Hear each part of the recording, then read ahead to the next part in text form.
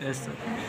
प्रश्नावली 11.1 का प्रश्न नंबर 5 बेटा ये 19 और 20 में पूछा गया है। ठीक है, तो ये इम्पोर्टेंट है, थोड़ा ध्यान देना, क्योंकि इसमें पूरे अध्याय में जितने भी सूत्र हैं सब काम में आने, प्लस इससे 3 प्रश्न बनेंगे। तो पहला प्रश्न क्या बनेगा, त्रिज्या 21 सेंटीमीटर वाले वृत्त का एक चाप केंद्र पर 60 अंश का कोण अंतरित करता है, ज्ञात कीजिए चाप की लंबाई। क्लियर है? पहला प्रश्न चाप की लंबाई ज्ञात करने के लिए बनेगा, तो उसी के लिए हम पहले करते हैं। तो पहले तो दिया है, क्या क्या दिया है वो लिख लेते हैं। दिया है यहाँ पर वृत्त की त्रिज्या,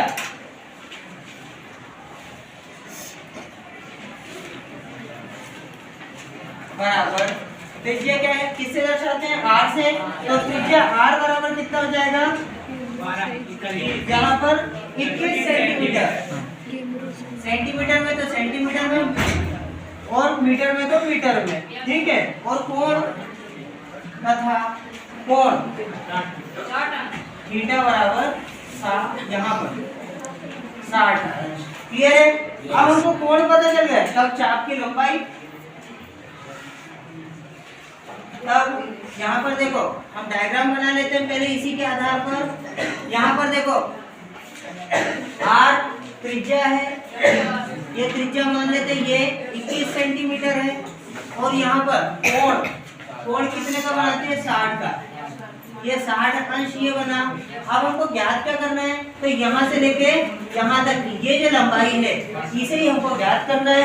अब ये ज्ञात करने के लिए इसको मान लो ए, ये है ए बिंदु और ये बी, तो हमको ए बी के बीच में जो चाप है उसको हमको ज्ञात करना है। तब यहाँ पर अब यहाँ पर लघु या ऐसा कहें, अब चाप की लंबाई या लघु त्रिज्यखंड द्वारा अंतरित चाप की लंबाई। अगर ये 2 अंक के प्रश्न में पूछा जाता है तो आप इस टाइप से ऐसा शॉर्ट में करेंगे। ठीक है, तो चाप की लंबाई बराबर थीटा बटा, यहाँ से पूरा आप एक लाइन में लिखेंगे, थीटा बटा 360 गुना 2 पाई आर। जब चाप की लंबाई बोल रहे हैं तो आप थीटा बटा 360 गुना 2 पाई आर करेंगे, और अगर त्रिज्यखंड का क्षेत्रफल बोल रहा है तो यहाँ पर 2 पाई आर के स्थान पर आप पाई आर का वर्ग लिख देंगे। क्लियर है? अब देखो थीटा के स्थान पर यहाँ पर 60 लिख देते हैं, और बटा 360 अंश गुणा 2, और फिर पाई के स्थान पर अगर उसने बोला है कि 3.14 ही रखना है तो 3.14 ही रखें, और नहीं तो 2 गुणा 22/7, और यहाँ गुणे में 21। अब काटा पीटी आपको आनी चाहिए, तो सबसे पहले तो जो सरल है उसको पहले काट दो। यहाँ पर देखो ये 0 से 0 कैंसिल, 6 से 1 बार में, और ये 6 बार में कैंसिल होगा। क्लियर है?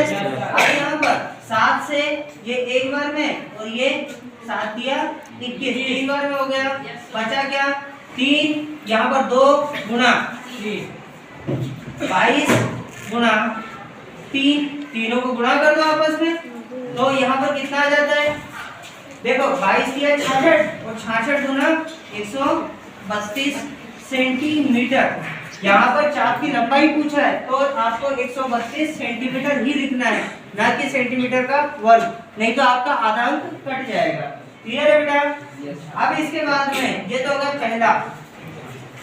अब इसके बाद में दूसरे के लिए, दूसरा क्या बोल रहा है, चाप द्वारा बनाए गए त्रिज्यखंड का क्षेत्रफल।